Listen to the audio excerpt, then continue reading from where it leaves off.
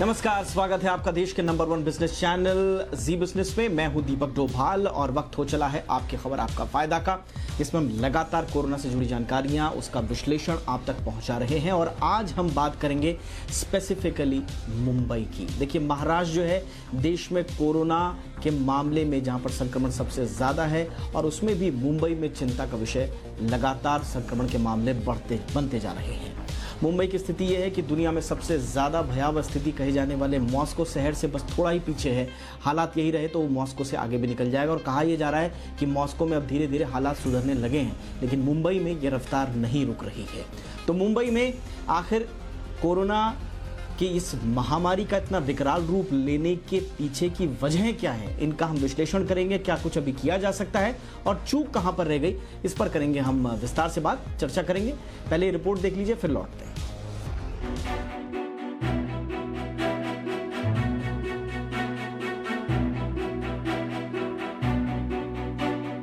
कभी रात भर गुलजार रहने वाला सपनों का शहर मुंबई आज वीरान हो गया है। वो मुंबई शहर जो कभी सोता नहीं था, आज वहां दिन में भी सड़कें सुनसान पड़ी हैं। जिन रास्तों पर कभी लोगों का शोर होता था, आज वहां सन्नाटा पसरा हुआ है। वो तंग गलियां जहां कभी कंधे से कंधे टकराते थे, वहां आज लोग घरों से निकलने में डरने लगे हैं। करीब 2 महीने से माया नगरी मुंबई का यही हाल है। देश की आर्थिक राजधानी कही जाने वाली मुंबई अब कोरोना कैपिटल बनती जा रही है। देश में कोरोना के कुल मामले 1,45,380 तक पहुंच चुके हैं। यहां पहले नंबर पर महाराष्ट्र है। महाराष्ट्र में कोरोना के 52,667 केस मिले हैं। वहीं मुंबई में मरीजों का आंकड़ा करीब 32,000 तक पहुंच गया है। हिस्सेदारी की बात करें तो देश के 23% और महाराष्ट्र के करीब 60% केस अकेले माया नगरी से ही आते हैं। कोरोना से हुई मौतों की बात करें तो देश में अब तक 4,167 लोग अपनी जान गंवा चुके हैं, जबकि महाराष्ट्र में 1,695 लोगों की मौत हुई है। वहीं मुंबई में 1,026 लोगों की जान जा चुकी है, जो देश में हुई कुल मौतों का 26% है। मुंबई का एक और डराने वाला आंकड़ा बता दें, जहां देश में हर 14वें दिन कोरोना के केस दुगने हुए हैं, वहीं मुंबई में हर 12 दिन पर ये डबल हो रहे हैं। कोरोना के मामले में अकेला मुंबई देश के कई राज्यों पर भारी पड़ रहा है। 3 सबसे ज्यादा प्रभावित राज्यों में दूसरे नंबर पर तमिलनाडु है, जहां 17,000 से अधिक कोरोना के केस हैं, जबकि 118 की मौत हुई है। तीसरे नंबर पर गुजरात है। यहाँ कोरोना के करीब 14,500 मरीज हैं और 888 लोगों की मौत हुई है। अब दोनों के आंकड़े जोड़ दें तो भी मुंबई शहर दोनों राज्यों पर भारी है। मुंबई में 31,972 केस हैं, तो तमिलनाडु और गुजरात को जोड़कर ये 31,522 तक पहुंच रहा है। बीमारी से हुई मौतों का जिक्र करें तो दोनों राज्यों में 1,006 मरीजों की मौत हुई है, जबकि अकेले मुंबई में यह आंकड़ा 1,026 है। परेशान करने वाली खबर यह भी है कि महाराष्ट्र सरकार के 2 बड़े मंत्री कोरोना की चपेट में आ चुके हैं, जबकि मुंबई में जरूरी सेवाओं से जुड़े लोग जैसे स्वास्थ्य कर्मी और पुलिस के जवान तेजी से कोरोना के शिकार हो रहे हैं। मुंबई की तुलना अब दुनिया के उन बड़े शहरों से होने लगी है, जहां कोरोना की सबसे ज्यादा मार पड़ी है। नंबर 1 पर अमेरिका का न्यूयॉर्क है, जहां कोरोना से संक्रमितों की संख्या 3,72,000 को पार कर चुकी है। दूसरे नंबर पर रूस की राजधानी मॉस्को है, जहां 1,66,000 से अधिक मामले सामने आए हैं। तीसरे नंबर पर ब्राजील का साओ पाउलो है, जहां मरीजों का आंकड़ा 82,000 के पार है। चौथे नंबर पर स्पेन की राजधानी मैड्रिड है, यहाँ 67,800 से अधिक लोग कोरोना संक्रमित हैं। 5वें नंबर पर देश की आर्थिक राजधानी मुंबई, जहां करीब 32,000 कोरोना के केस मिल चुके हैं। हालांकि उद्धव सरकार मुंबई में जून तक 6,000 नए बेड तैयार करने का दावा कर रही है। प्राइवेट अस्पतालों में भी 80% बेड कोरोना मरीजों के लिए रिजर्व किए जा रहे हैं। सरकार कह तो रही है कि कोरोना से डरना नहीं है, लेकिन मुंबई में कोरोना के आंकड़े बता रहे हैं कि यहाँ इतनी जल्दी अच्छे दिन आना थोड़ा मुश्किल है। अब सरकार को जल्दी कुछ करना होगा, क्योंकि न सिर्फ संक्रमण के लिहाज से बल्कि आर्थिक राजधानी की गिरती सेहत पूरे देश की इकोनॉमी के लिए भी खतरे की घंटी बजा रही है। ब्यूरो रिपोर्ट, जी मीडिया। चलिए, और आज की चर्चा में हमारे साथ 4 खास मेहमान शामिल हैं। फटाफट से उनका परिचय हम आपके सामने करा देते हैं। हमारे साथ हैं पीके जैन साहब, जो कि फॉर्मर एडिशनल डीजीपी हैं मुंबई पुलिस के। हमारे साथ, गुड इवनिंग सर, आपका स्वागत है। हमारे साथ हैं doctor Gautam Bansali, senior consultant हैं बॉम्बे हॉस्पिटल के। Good evening doctor Gautam. हमारे साथ हैं करुण श्रीवास्तव, फॉर्मर कमिश्नर हैं बीएमसी के, फोन लाइन के जरिए हमारे साथ जुड़े हैं। करुण जी, बहुत बहुत स्वागत है आपका। और हमारे साथ आज एक खास मेहमान अमेरिका से जुड़ रहे हैं, यूएस से जुड़ रहे हैं। डॉक्टर रवि गोडसे साहब हैं, डायरेक्टर ऑफ डिस्चार्ज प्लानिंग हैं यूपीएमसी शेडसाइड पेंसिल्वेनिया के। बहुत बहुत स्वागत है डॉक्टर रवि गोडसे आपका भी। शुरुआत में डॉक्टर गौतम बंसाली आपसे करना चाहूंगा। आपसे हमारी कल लंबी चौड़ी बातें भी हुई हैं। अभी तक जो आपको पैटर्न समझ में आ रहा है मुंबई में जो संक्रमण है, इस पैटर्न में आप कुछ खास बात देख रहे हैं, या हम सिंपली ये मान लें कि सिर्फ पॉपुलेशन डेंसिटी की वजह से ही मुंबई में संक्रमण फैला है, या कुछ और देख रहे हैं आप?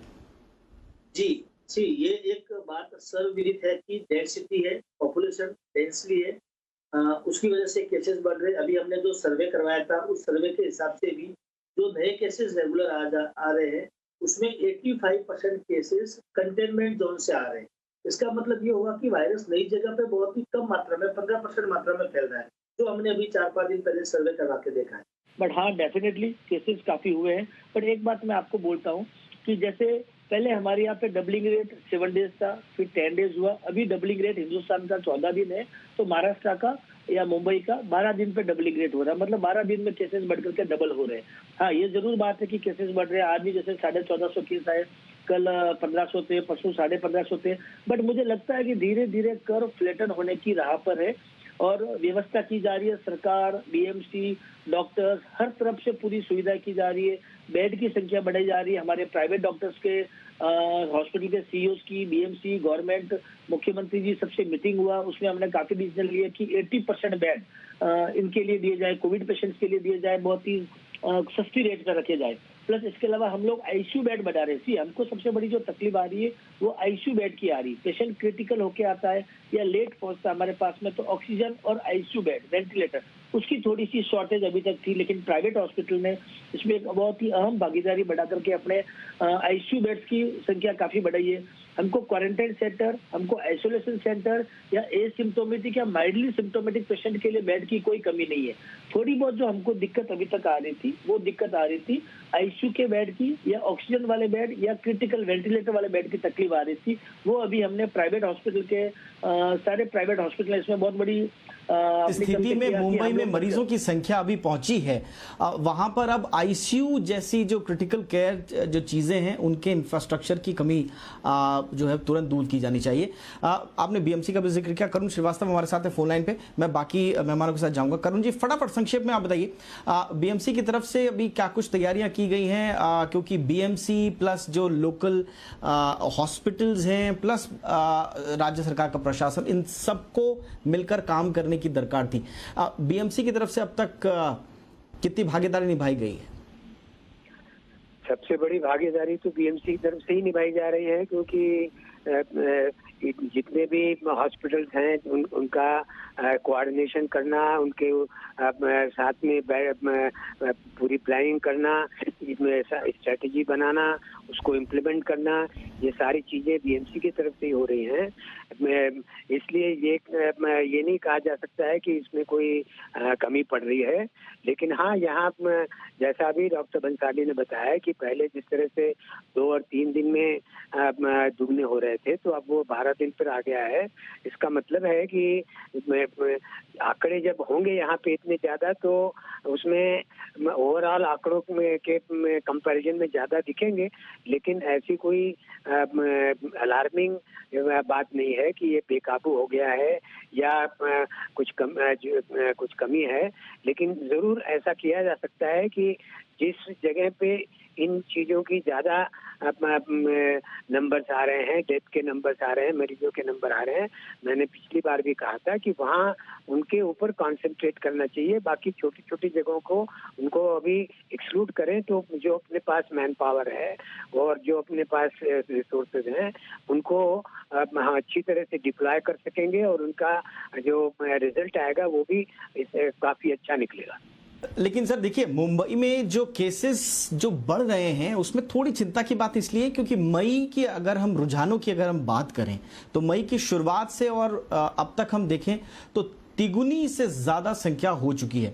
ये थोड़ा सा चिंता इसलिए बढ़ा रहा है। देखिए आप अगर हम मई 1 की बात करें तो 7,625 मामले थे, आज हम 32,000 पे बैठे हुए हैं। तो मई के महीने में तिगुने से ज्यादा मामलों का बढ़ना थोड़ी चिंता जरूर बढ़ाता है। एक और मेरे पास स्टडी है, ये एक इंडिपेंडेंट स्टडी है, हम इसकी पुष्टि तो नहीं करते, लेकिन अगर ये सही है तो वाकई में चिंता इसकी ज़रूर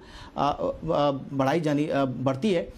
इसमें 13 मई से 23 मई तक जो मुंबई में कोरोना वायरस के कुल 13,853 मामले आए थे, इस दौरान 43,025 लोगों की टेस्टिंग हुई। कहने का मतलब यह है कि 32% लोग जांच में पॉजिटिव पाए गए और ये पॉजिटिव पाने का बहुत बड़ा आंकड़ा है मुंबई में। अगर 32% लोग, हालांकि ये सिर्फ एक स्पेसिफिक टाइम फ्रेम के दौरान की बात है, लेकिन अगर इस दौरान इतने ज्यादा मात्रा में पॉजिटिव मरीज आए हैं 32% में, तो हमें चिंताएं जरूर बढ़ती हैं। मैं इससे पहले कि जैन साहब के पास आऊं, मैं फटाफट से गोडसे साहब के पास चलूंगा और उनसे ये पूछूंगा कि न्यूयॉर्क से हम क्या सबक ले रहे हैं, क्योंकि हमारे पास जो एक आंकड़ा है वो ये कहता है कि न्यूयॉर्क के बराबर हम मामला छू चुके थे मई के मिड में।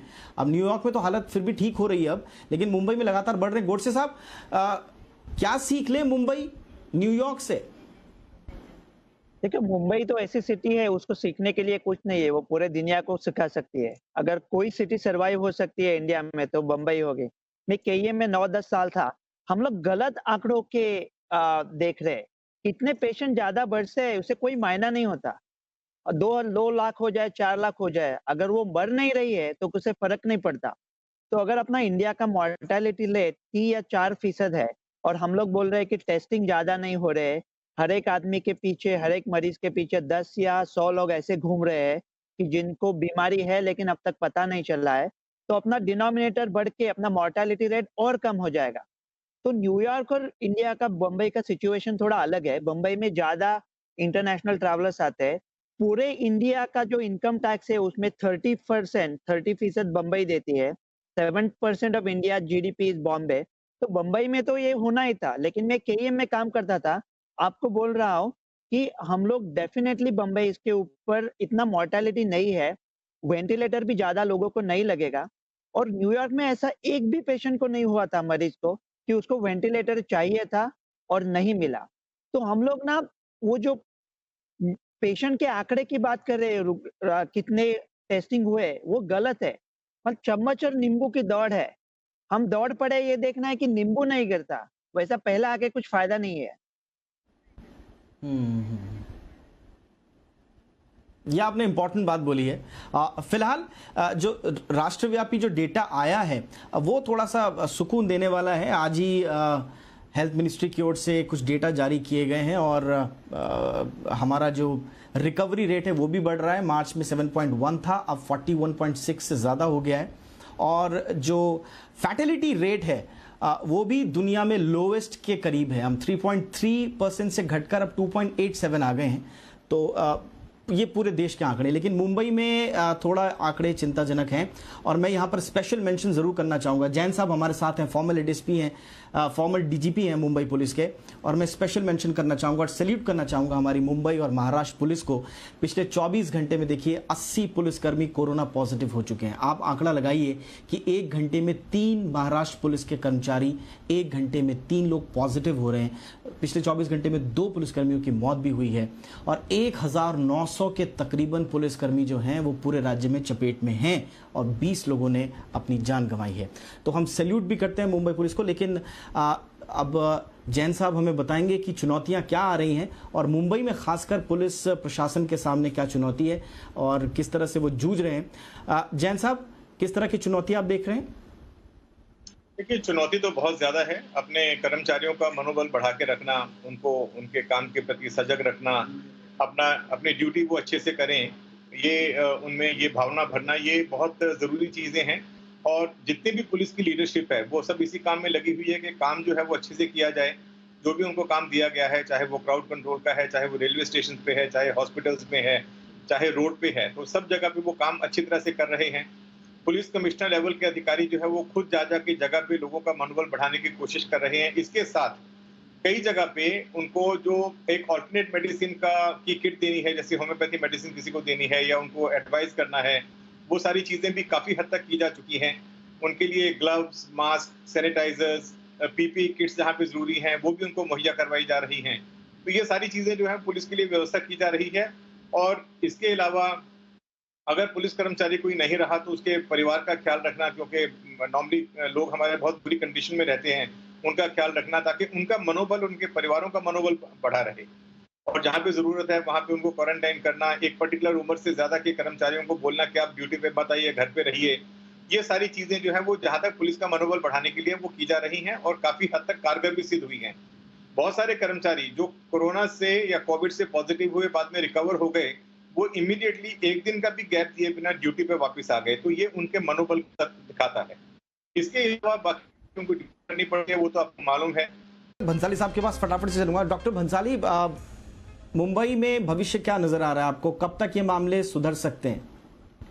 जी, मुझे जहां तक लगता है मुंबई में जून सेकेंड वीक के आसपास मामले काफी कंट्रोल में आने लग जाएंगे। जी, अभी सबसे बड़ा प्रॉब्लम जो हो रहा है, जैसे जैन साहब ने भी बताया, पुलिस वाले बहुत काम कर रहे हैं। आज सड़क पे देखिए, हर जगह भरी गर्मी के अंदर पुलिस वाले बेचारे खड़े हैं, वो इतना काम कर रहे हैं, लोगों को टेस्ट भी कर रहे हैं, चेक कर रहे हैं, लोगों का एटीट्यूड भी झेल रहे हैं कि मेरे को कैसे गाड़ी रोक दिया। ये सब चीजें फ्रंट लाइन वर्कर पुलिस वाले कर रहे हैं, डॉक्टर कर रहे हैं, नर्सेज कर रहे हैं। जहाँ तक ये केसेस की बात है, मुझे लगता है ये जो नंबर गेम चल रहा है, इस नंबर गेम से हमको थोड़ी सी निजात पानी चाहिए। रोजाना हर आदमी ये देखता है आज 2000 केस हो गए, 3000 केस हो गए। हमें केसेस से डरना नहीं चाहिए, हमें सबसे डरना चाहिए तो मोर्टिलिटी रेट से। आज देखा जाए तो विश्व में सबसे कम 2.8% मोर्टिलिटी रेट हिंदुस्तान की, तो सबसे कम है। आज अगर 21,000 केस है, 40,000 केस है, 1 लाख केस है, 2 लाख, 4 लाख, कितने भी केस हो, जितना ज्यादा टेस्टिंग करेंगे हम लोगों को बचाएंगे। तो इस बीमारी से निजात पाने का एक ही तरीका है, टेस्टिंग टेस्टिंग टेस्टिंग। टेस्टिंग करो, लोगों को आइसोलेशन करो, एजुकेट। ऑलरेडी लोगों को इतना कर दिया, अवेयरनेस इतनी फैला दी गई है। बट ये जो नंबर गेम है, इसके बारे में ICMR, WHO को सोचना चाहिए, क्योंकि रोजाना नंबर गेम चल रहा है। आज इतना केस बढ़ गया और लोग पैनिक की अननेसेसरी हो रहे हैं। जबकि अगर देखा जाए तो मोर्टिलिटी रेट कि नंबर्स के चक्कर में न पड़ के हमें मोर्टेलिटी रेट और रिकवरी रेट अगर हम देखें तो उसमें थोड़ा इस मोर्चे पर वाकई में हिंदुस्तान में अभी स्थिति जो है काफी बेहतर है। श्रीवास्तव साहब, BMC की क्या तैयारी है अगर इसी तरह से केसेस बढ़े और अगर थोड़ा आगे तक ये स्थिति जाती है तो बेड्स की बात हो, चाहे ICU की बात हो, वहां पर इंफ्रास्ट्रक्चर की बात हो, तैयारी है BMC की? हाँ, बिल्कुल पूरी तैयारी है। अभी तो आप देख ही रहे हैं कि नए बेड्स लिए जा रहे हैं।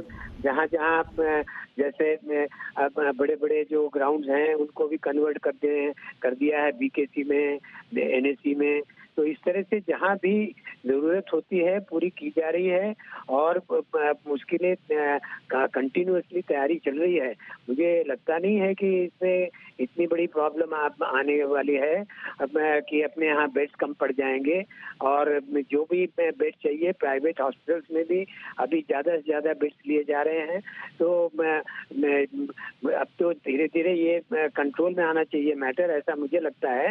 ये ग्राफ भी धीरे धीरे स्टेबलाइज होगा, तो जो भी बेड्स की जरूरत होगी वो पूरी हो पाएगी, ऐसा मैं मानता हूँ। पूरी की जाएगी। ऑलराइट, मैं फटाफट से डॉक्टर गोडसे के पास चलूंगा। डॉक्टर गोडसे, आप जब मुंबई को देखते हैं और US में जब सिचुएशन को कंपेयर करते हैं, आपको लगता है, मैं अगर मुंबई की अगर खास तौर से बात करूं, आपको लगता है कि हम सही ट्रैक पर जा रहे हैं? जैसे कि हम बता रहे हैं मोर्टेलिटी रेट कम है और जो सोशल डिस्टेंसिंग को लेकर जिस तरह का लॉकडाउन हम लोगों ने किया, इंडिया सही ट्रैक पर जा रहा है ना सर? सही ट्रैक पे जा रहा है। बहुत गर्व से कहता हूँ कि इंडिया ने बहुत अच्छा किया है। मैं क्विकली 3 पॉइंट कहना चाहूंगा BMC और पुलिसों के लिए। हम लोग ये आज कर सकते हैं कि 15 से 20% हमारा जो वर्क फोर्स है, कार्यदल है, उनको आज घर भेज दे पूरे तनख्वाह के साथ, जो हेल्दी है, और घर पे ही रख दे। तो 2 हफ्ते में शायद पीक आ जाए, कुछ प्रॉब्लम आ जाए कि तो 15 से 20% कार्यबल आपके साथ मौजूद रहेगा। दूसरा ये मैं क्विकली ये कहूँगा कि मॉर्टेलिटी रेट 2.8% कह रहे हैं, लेकिन इंडिया में टेस्टिंग बहुत कम हो रहा है और ये बुरी चीज़ नहीं है। तो मॉर्टेलिटी रेट 2.8 से भी और कम हो सकता है, 100 टाइम्स कम हो सकता है, वो तो बहुत अच्छी चीज़ है। और तीसरी बात मैं ये क्विकली कहूँगा बीएमसी और पुलिसों के लिए कि हर सारी चीज़ कोरोना नहीं है। इंडिया में 5,000 तक लोग रोज हार्ट डिसीज की वजह से मर सकते हैं। तो दूसरे डिसीज उसको नजरअंदाज मत करे, नहीं तो ऐसा ना हो कि सांबा को ढूंढ रहे हैं और गब्बर सिंह खुलेआम फिर रहा है। ये आपने इंपॉर्टेंट बात बोली, हालांकि आपका मजाकिया अंदाज हमें पसंद आया, लेकिन ये वाकई में गंभीर इशू है। और डॉक्टर गोडसे, हमने इस पे एक शो भी किया था अलग से कि जो बाकी मरीज हैं उनका आपको ख्याल रखना है। लेकिन I am sure next time जब हम शो करेंगे आपको जरूर बुलाएंगे सर, आपको जरूर आना भी होगा, वक्त निकालना होगा हमारे लिए। इंपॉर्टेंट बात है कि बाकी मरीजों का भी ध्यान रखना है। जैन साहब क्विकली, क्या आपको लगता है जो फ्रंट पे पुलिसकर्मी है, आपका महकमा है? हाँ बोलिए सर। नहीं, अभी यूएस को वेंटिलेटर की जरूरत नहीं है। हम लोग 1,000-2,000 दिन में बना रहे हैं। इंडिया को जरूरत पड़ी कि सारे इंडियन डॉक्टर्स यूएस में आके इंडियन गवर्नमेंट के लिए भेज देंगे वेंटिलेटर यूएस से, जितने भी लग चाहिए उतने। All right sir, all right sir, good sir.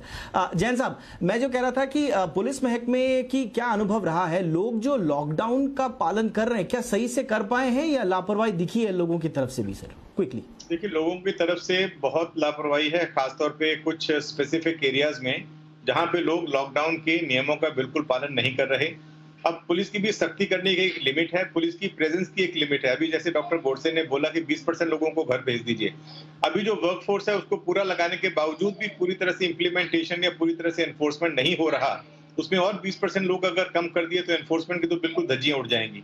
इसलिए पुलिस फोर्स को तो ओवर स्ट्रेच होकर काम करना ही पड़ेगा, उनको प्रॉपर रेस्ट मिलता नहीं है। लेकिन ये बात सही है कि जब तक लोग अपनी जिम्मेदारी नहीं समझेंगे कि हमारे को लॉकडाउन के नियमों का पूरी तरह से पालन करना है, तब तक ये स्थिति सुधरेगी नहीं। लोग आज भी जॉय राइड्स के लिए बाहर निकलते हैं और बड़े फख्र के साथ में आके बोलते हैं कि आज मैं पुलिस को चुका के मैं एक चक्कर मार के आया।